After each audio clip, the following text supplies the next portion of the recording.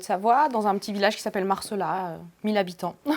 Moi, je suis éducatrice de formation et je crois que depuis que je suis diplômée, je dis qu'un jour j'ouvrirai ma crèche. Et puis là, les opportunités ont fait que tous les feux étaient au vert. Donc je me suis lancée dans le projet un peu fou de construire une crèche.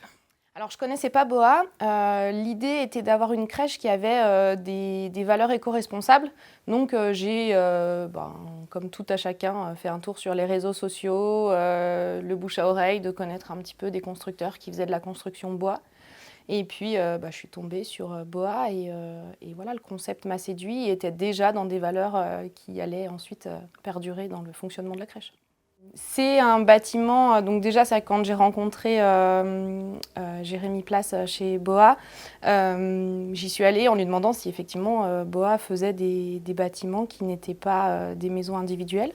Parce qu'effectivement, la crèche a quand même des particularités, puisqu'on a un cahier des charges qui est très strict du fait de l'accueil de jeunes enfants. Donc il fallait trouver un constructeur qui accepte ce cahier des charges et de modifier un petit peu ce qu'il pouvait proposer au quotidien dans les maisons individuelles. C'est une structure qui fait à peu près 135 mètres carrés.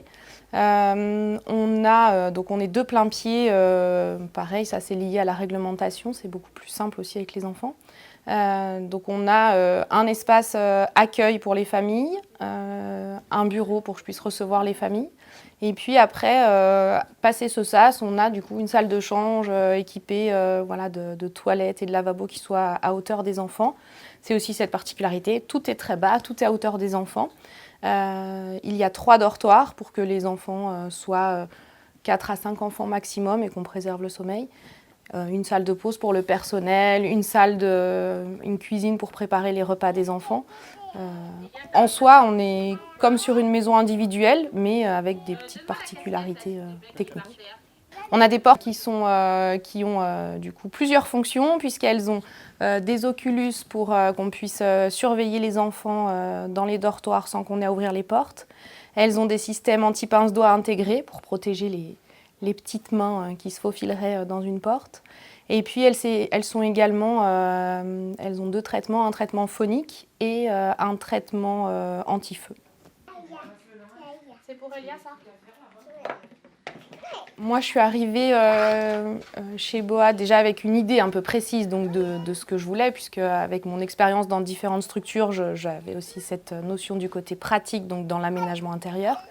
Et j'avoue que c'était pas ma maison quand même, donc j'avais pas forcément beaucoup de temps pour pouvoir faire des choses dedans. Donc j'avais demandé entre guillemets du clé en main.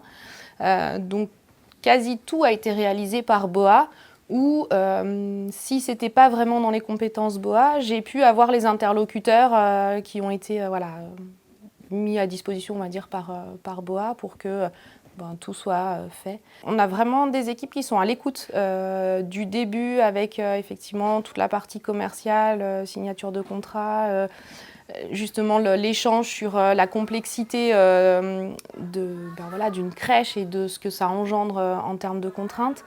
Et puis après, au quotidien aussi, avec les artisans, ils sont toujours disponibles. Quand on passe, on peut échanger avec eux.